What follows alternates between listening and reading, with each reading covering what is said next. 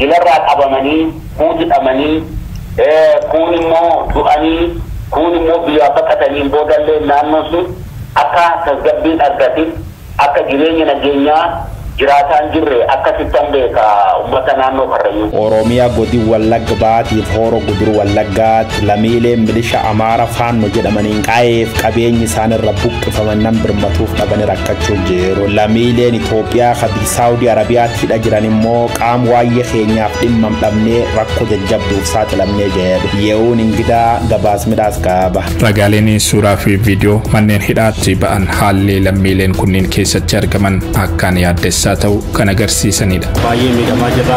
Bakki nuti argamnu mana hidhaa Saawudii Tariiq Al-Khardiin keessa jirra.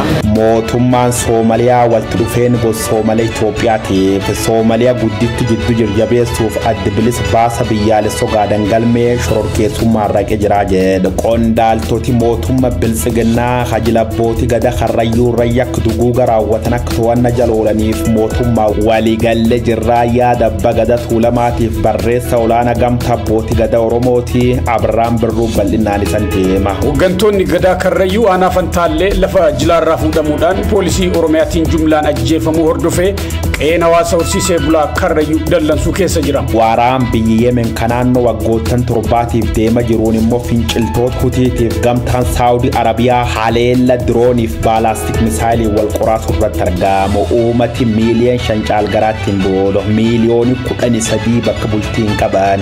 Manneen hidhaa dabalatee ilmaan namaa aleella risaa kanaan dhumuu jiru. Ammajjii 24 barrii 2022 guyyaan har'aa wiixataa guutuu duqabnuutiif Abrahaam isan eeguu jira.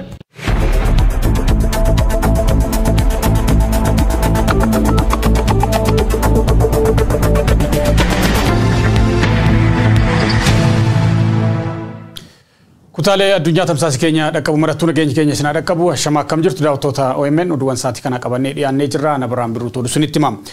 Godinaalee Wallagga Ba'aa fi Horroo Guduruu Wallaggaatti lammiilee milishaa Amaaraa Faannoo jedhamaniin qe'ee ofiirraa buqqaafaman birmannaa dhabuun rakkoo jabaarra bu'anii jiraachuu himame. Milishaan Amaaraa deeggarsa mootummaatiin socho'u Faannoon godinaalee lameen keessatti haleellaa ji'oota 4 darbaniif uummata nagaa irratti raawwataa turaniin hedduun lubbuu dhabanii qabeenyi hawaasichaa guddaan saamuu fi barbadaa'uu uummanni kuma dhibbootaan lakkaa'amu qe'ee isaarraa buqqaafamee dirreerra faca'ee jira. Haleellaan kun ammas hin dhaabbanne tibbanuma haleellaa aanaa Amuruu ganda cidhattiitti raawwatameen yoo xiqqaate lubbuun namoota 15 darbuu kan himan jiraattonni sababa kanaan uummanni gandichaa fi iddoowwan haleellaan kun dhaqqabe biroo guututti buqqa'uun gara magaalaa Amuruu Oborraatti godaanetti jira. Haleellaa kanaan lubbuun namoota darbeen alattis horiin hawaasichaa hedduun saamuu manneenii fi midhaan qotee bulaa gubamuu ragaaleen ni mul'isu. Namoonni qe'ee ofirraa buqqaafamuun gara magaalaa Oborraatti baqatan manneen barnootaa fi hospitaala ijaarsarra jiru keessa buufatanii jiraachuu kan himan jiraattonni deeggarsi xiqqaa hawaasi naannoo beela wal oolchuuf taasisurraa kan hafe birmannaan hawaasa kanaaf taasifame akka hin jirre ibsan. Aanaalee akka Guutoo Giddaa, Kiiramuu, Giddaa Ayyaanaa fi kanneen biroo haala wal fakkaatuun uummanni qe'ee irraa buqqaafamee jiru keessattis birmannaa dhabuutu mul'ata. Bu'uura odeeffannoo hawaasaa fi qaamolee garaarraa arganneeniin baay'inni lakkoofsa lammiilee sababa milishaa Faannoon qe'ee isaanii irraa buqqaanii kuma dhibbaan kan lakkaa'amudha. Hawaasa jireenya idilee isaarraa buqqaafamee dirreerra faca'ee jiru kanaaf birmannaan qaama maraatuu barbaachisaadha jiru namoonni OMN fi yaada kennan. Haleellaa milishaa Amaaraa Faannoo jedhamu kan deeggarsa qaama mootummaatiin socho'uun itti fufiinsaan raawwatamaa jiru dhaabsisuufis tumsa barbaannaa jedhan. Aanaa Amuruu ganda cidhattiitti tibbana battala haleellaan raawwatamu qaamni mootummaa neetworkii balleessuun ummanni waliif birmatee akka waliin baraarree gochuusaa miidhamtootarraa odeeffannee jirra. Lammiileen Itoophiyaa biyya Saawud Arabiyaatti jiran qaama waa'ee keenyaaf dhimma dhabuun rakkoo ammaata keessa jirraa dagatamnee jirra jedhu. Manneen garaagaraatti haala qabiinsa ulfaataa ta'an waggaa tokko oliif hidhaatti guramanii jiraachuu kan himan lammiileen kunneen mootummaan Saawud Arabiyaa biyya keenyatti nu deebisuuf hayyamamaa ta'us gama mootummaa Itoophiyaatiin xiyyeeffannoo dhabuun rakkoo keenya itti fufsiisee jira jechuun komatu. Namoota siyaasaa dhiyeenya hidhaatii ba'an keessaa tokko kan ta'e Hamzaa Booranaa dabalatee namoonni hedduun lammiilee manneen hidhaa Saawud Arabiyaatti dararaa argaa jiraniif sagalee ta'uu irratti argamu. Yihuun Ingidaa gabaasa bal'aa isinitti hima. Dhiibbaa siyaasaa, hojii dhabdummaa fi sababoota garaagaraatiin lammiileen Itoophiyaa hedduun biyyattii gadi lakkisanii gara biyyoota birootti godaanuun waan baratame ta'eera. Hammam isaan ulaagaa biyyoonni gaafatan guutanii bifa seera qabeessaan godaanan jiraatanis irra jireessi lammiilee kanneenii godaansa seeraan alaa balaa garaagaraatiif isaan saaxilutti wayitaa seenuuf dirqamantu mul'ata. Biyyoota lammiileen Itoophiyaa kara seeraan alaatiin bal'inaan itti godaanan keessaa immoo Saawud Arabiyaan adda durummaadhaan eeramti. Yeroo ammaa lammiileen Itoophiyaa walakkaa miiliyoonaatti tilmaamaman kara seeraan alaa biyyattii seenuun Saawud Arabiyaa kan jiraatan ta'uu mul'isu ragaaleen. Hammam lammiileen kunniin hedduun isaanii jiruuf jireenya ofii fi kan maatii isaanii fooyyessuuf kan carraaqan ta'ullee mootummaan Saawud Arabiyaa lammiilee karaa seeraan alaatiin biyya isaa seenan simachuuf hayyamamaa hin taane. Sababa kanaan waggoota muraasaas dhiibbaan lammiilee Itoophiyaa biyyattii keessa jiraatan mudatu hammaataa dhufeera. Lammiileen Itoophiyaa kuma dhibbootaan lakkaa'aman danfamanii manneen hidhaa biyyattiitti guuramuun yeroo ammaa haala lubbuun jiraachuuf ulfaataa ta'e keessatti argamu. Ragaaleen suuraa fi viidiyoo manneen hidhaatti ba'an haalli lammiileen kunniin keessatti argaman akkaan yaaddessaa ta'uu kan agarsiisanidha. Baay'ee miidhamaa jirra. Bakki nuti argamnu mana hidhaa Saawudii Tariiq Al-Khardiin keessa jirra. Baay'inni nama nu waliin hidhamee jiru gara nama 350 kanaan hidhamee jirra. Kutaaleen mana kan keessa jiru immoo gara 150 jechuudha. Baay'inni Itoophiyaa mana hidhaa Saawudii keessa jiru hangana jedhama jechuudha. Kuni kan Tariiq Al-Khardii qofaa Kashimeezii Kajiddaa hanga ta'e illee hin beeknu. Keessatti argamna. Waggaa tokkoo fi baatii lama jira. Kan waggaa tokkoo fi baatii saddeetitti jira. Kan baatii saddeetitti jira. Kan waggaa tokkoo jira. Warri rakkoon keenya kun inni isaa laallatu hundi keessan yakkas ta'e keessis ta'e bakka jirtanii hanga dandeessanii yaada keenya kana gara inni laallatu ta'e. Yeroo ammaa manneen hidhaa Saawud Arabiyaa keessatti lammiilee Itoophiyaa kuma 100 oltu hidhamee argama. Irra jireessi isaanii dhalattoota Oromooti. Hammam erga hidhamanii waggaa tokkoon lakkoofsisanis hanga yoonaa dhimmi isaanii furmaata argachuuf hin dandeenye. Kanaaf ammoo mootummaan Itoophiyaa fi bakka buutonni isaa biyyattii keessatti argaman waa'ee keenyaaf homaa kan hin dhimmamne ta'utu sababaa jedhu lammiileen rakkoo keessa jiran kun. Imbaasiin Itoophiyaa garasitti argamus ta'e qoonsiilaawwanii biyyattii lammiileen Itoophiyaa kuma dhibbootaan lakkaa'aman manneen hidhaa Saawud Arabiyaa keessatti ugguramanii jiraachuu beekanis rakkoon keenya falakkaa argatuuf tattaaffiin taasisan hin jiruun komiirra deddeebiin lammiilee kanneen irraa dhagahamudha. Mootummaan Saawud Arabiyaa ani isinirraa dhimma hin qabu akka biyya keessanitti deebitaniin barbaada. Haa ta'u malee mootummaan keessan biyyatti isin deebisuuf fedhii hin qabu deebii jedhu nuuf kennee jedhu namoonni hidhaatti argaman kun. Lammiileen kunniin kutaalee mana hidhaa biyyattii dhiphiphoo ta'an keessatti dhibbootaan hidhamanii qabiinsa dhala namaaf hin malleen dararama ulfaataa keessummeessaa jiru.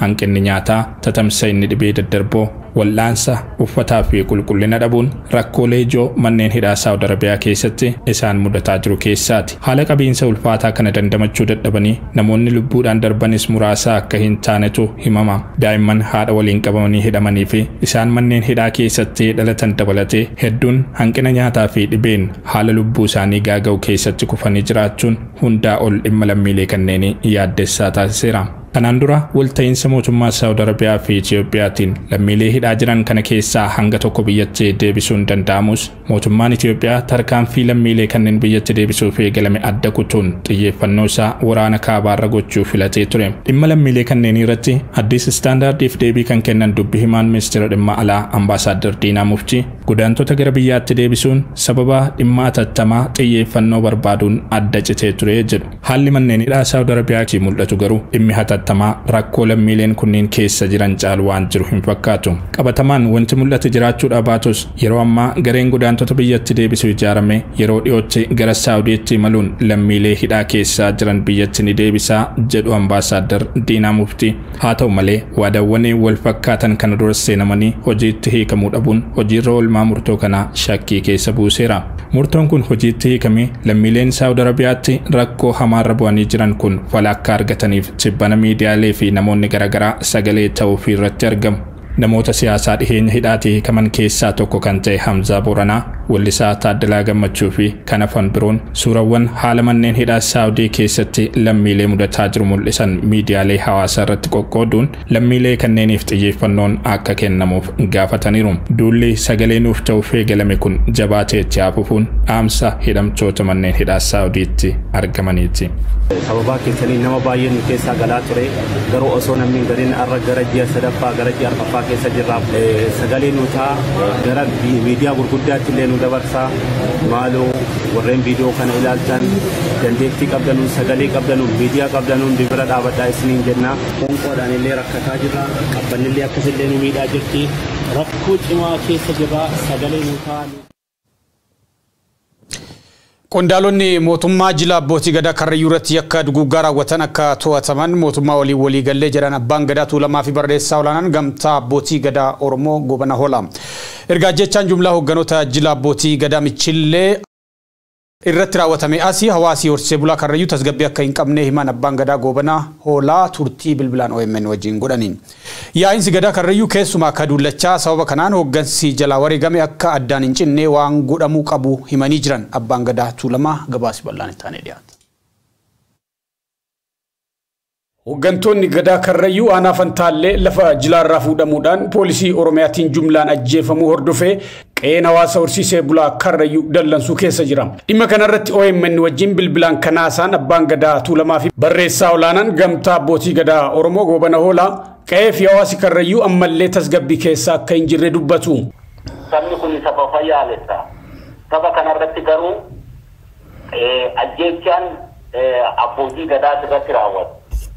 Ummata Oromoo baay'ee kan dallansiisee fi baay'ee kan suukanneesse yeroo ammaa kanatti hawaasni naannoo Fantaallee jiru akka rakkina keessa jirutti beeka akka rakkina keessa jirutti beeka du'aatii abbootii gadaa Karrayyuutiin wal qabatee waarrate ummanni horsiisee bulaan kun amaadii fi tasgabbii dhabee jira.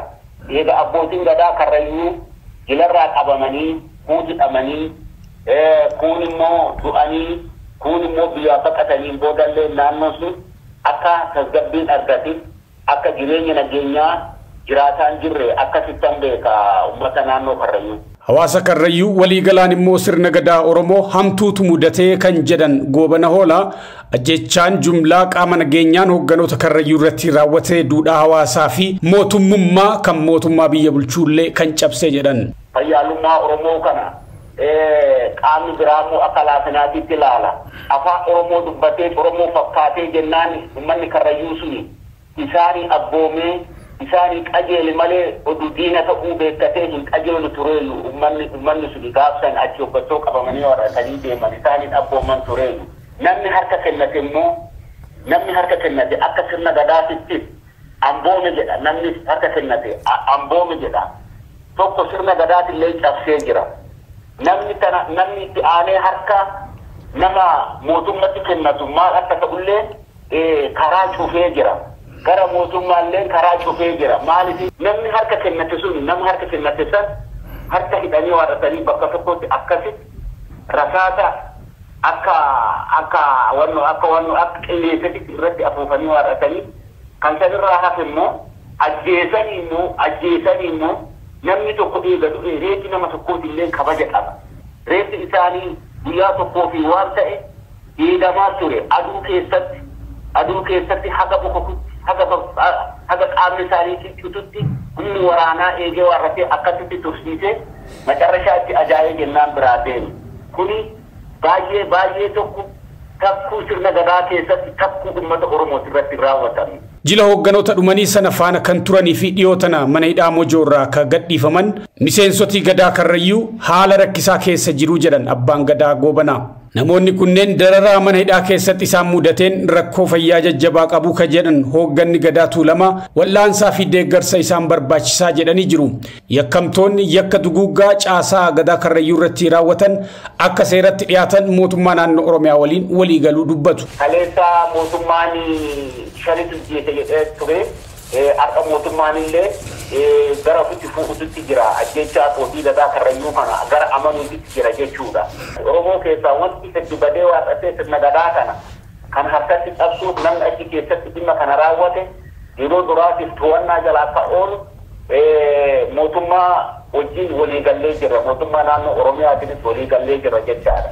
Waluma cinaa immoo yaa'insi gadaa karrayyuus ta'e ka ilmaan dullachaa hoogganni irraa wareegamee akka addaan hin cinne gumaan isaanii bahee hoogganni gadaa bakka buufamuu akka qabu himu. Kanaaf hayyootaa fi hawaasa karrayyuu waliin mariitti jirraa jedhu. Tokko gumaan hin ba'a. Gumaan isaaniitillee gumaa addaati. Gumaani abbaa gadaa gumaa addaati. Akka sirni gadaa jedhutti tokko sirni Jimaa Magarsuu hin jira. Lammata sirni daadhii godha guutuu hin jira. Dullachi hulluuqqoo ba'utu irra jira. Hulluuqqoo ba'utu irra jira. Hulluuqqoo jecha haxaarratutu irra jira. Haxaarratutu irra jira. Hulluuqqoo yoo bahee qabbaneeffatutu irra jira. Qabbaneeffatutu irra jira. Aaree jira. Boba'ee jira.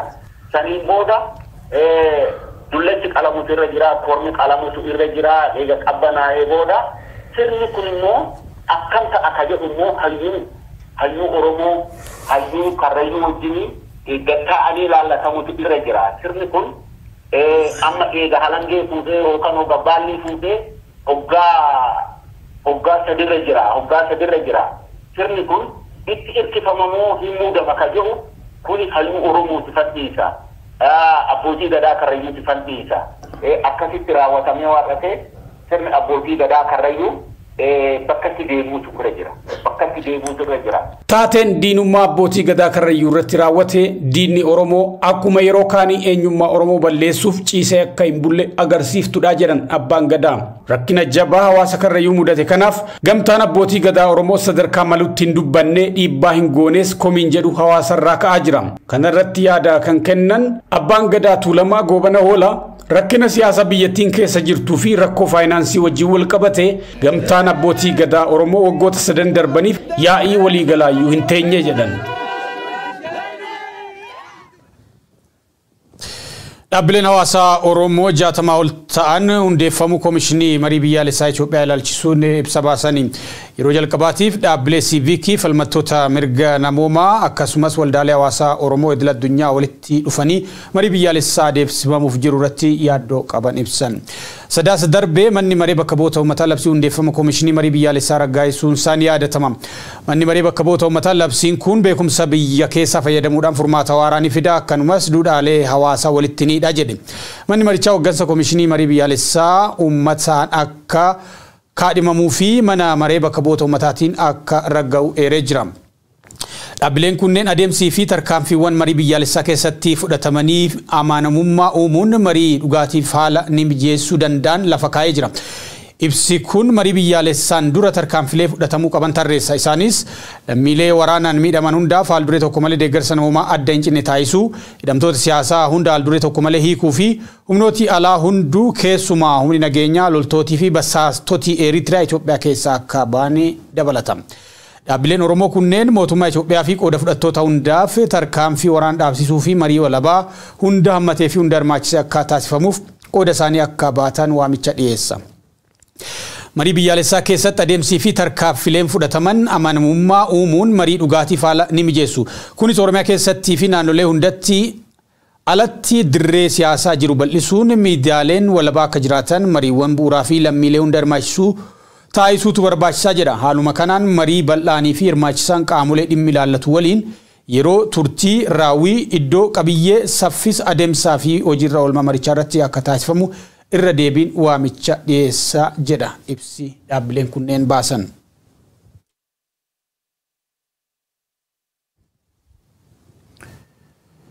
Mootummaan Somaaliyaa walitti dhufeenya gosa Somaalee Itoophiyaa fi Somaaliyaa jidduu jiru jabeessuuf adda bilisa baasaa biyyaalessaa Ogaadeen galmee shorkeessummaa jala haqee jira.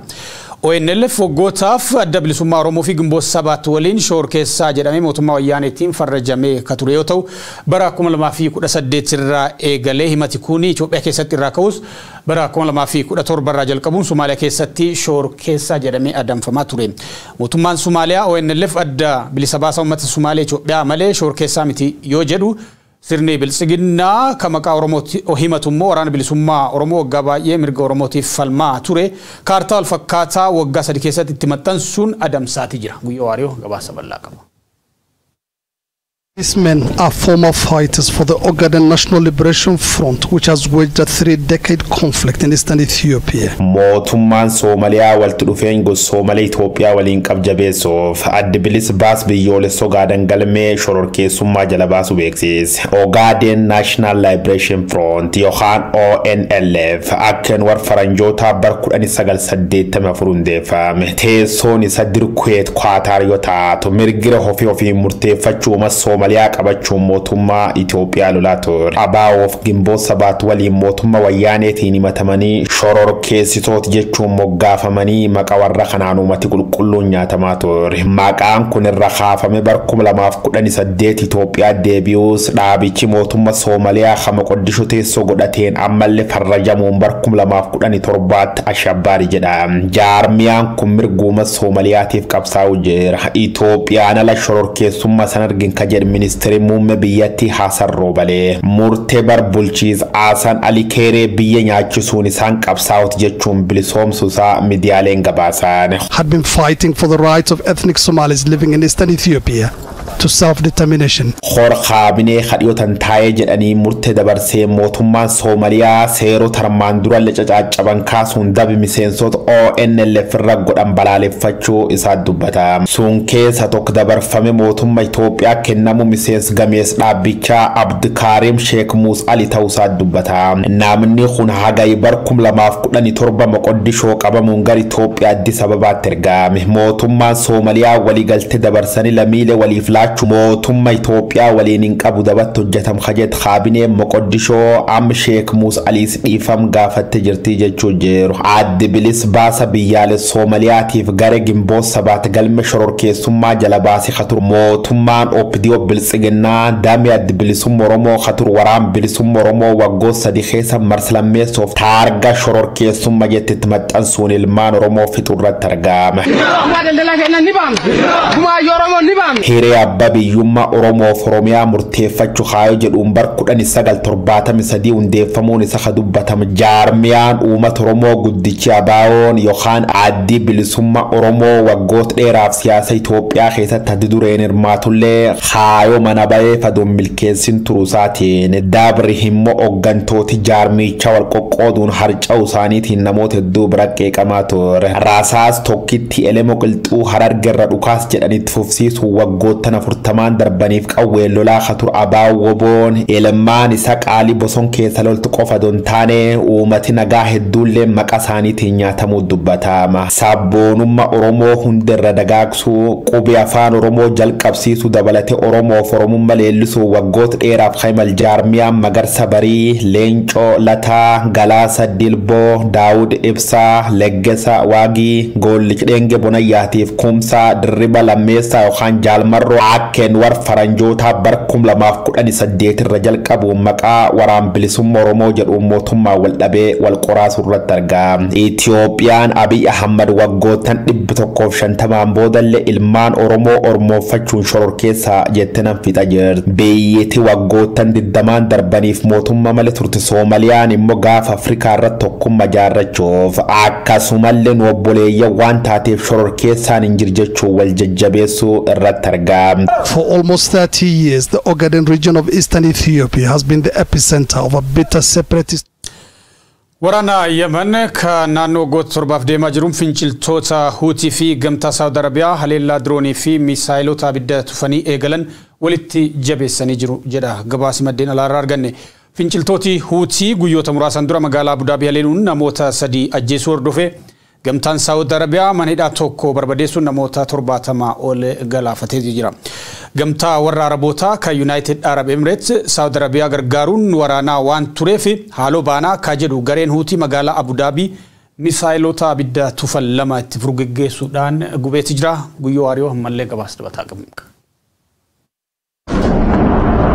no sleep in the port of Hodeidah last night. Waraa Yemen kawaggoottan torbaaf deemuu jiroon finciltooti Hutii haleella xiyyaaraatiin gamtaa Saudi Arabiyaa jaanjessu irratti argam. Finciltooti Shia Islaama guyyoota muraasaan dur Dir Abu Dhabii dhabanaasuun nam sadii jeessu hordofee gamtaan Saudi manidhaa tokkaleeluun namoota 70 ol galaafachuusaa Al Jazeeraan gabaas. Haleella gaaf jimaata raawwatamee jedhan kanaan barreessa olaanaa dhaabbata mootummoota gamtoomanii Khatayaa Bantoonii Guutarees ibsa baaseen haala meessuun kun dhaabbachuu qabjechuu yoo akeekachiisu gamtaan Saudi Arabiyaa rabbarkana Hutiin manidhaatti buun jechuun mormaati. Taatus garuu bakka haleellaan itti godham kanatti ammallee reeffi namoota hedduun jiraachuu hammaleellee namooti hedduun dhabamu jaarmiyaan gargaarsa namooma MSF yookaan Doctor Without Border ragabaa ibiddi furguggaatu lam jechuun balastik missile finciltooti Hutiin darbatti qoladhe jira kajetti United Arab Emirates uumat xibbala kamiyyurra eeguuf umnigaa qabjechuu si miidiyaaleen gabaasan. Little is left of the building hit by a Saudi-led coalition airstrike. Abu Dhabi waggootan torban darban gamta Saudi Arabiyaa jalatti riiruun nu hadhaa turtee kajer dubbii himaan garee finciltoota Hutii Abiyyaa Saare dirre xiyyoor gamta Araboota irratti xiyyeeffachuun likki galchin jechuun TV irra dubbat. Gamtaan Saudi Arabiyaatiin durfam yaali finciltooti Hutii xiyyooraan godha jiran qolachuuf akkasumallee akka isaan galaan to'atanii markaboota butuun dandeenye ittisuuf magaal Sana'aa dirooniin haleelu warraan rakkoo dhaluun dirmidhaaga addunyaan qabda Abu Dhabii wareersu irratti argam. Haleella jalqabjii ammajjii keessa eeggal jedh kanaan gamtaan miseenso Saudi Arabiyaatiif Kuwait, Qatar, Bahrain, Suudaniif Egypt qofa doon taane gamtaan Araboota afaan finciltoota Hutii Teeraaniin deeggaramte dhaabsisuuf akkasumallee buufata doon isaaniif kakaab hode haadii finciltootaan qabame jira bilis baasuuf haleella bananiin mankuus diroonii khasa'aanaatti argam dabalatee diroonii ibiddi tufti shanjala barbadeessin jechuu si dhiyootan gabaasne tur. Conflict pits Houthi rebels and troops loyal to former President Saleh against government forces. Akken war faranjoota barkum lamaaf 15 weerar gareen finciltoota Hutii magaal guddoo biyyattii Sana'aa to'achuuf gootee waraane kun jalqab. Gareen gamta Saudi Arabiyaatiin durfamtu mootummaa Yemen deeggaruun warri Iraan guljirimmoo garee finciltoota qabachuun hadhanii wal balleessan. Waraan bulchiis aangoteessoo mootummaa Yemen qabachuuf mootummaa Abdurrahman Mansuur Hadiif garee loltoota Hutii jidduu godham kanaan tussiin qaraa bittottees barkum lamaaf 15 baat. Lolu guddaa barumsuun keejji bittotteessa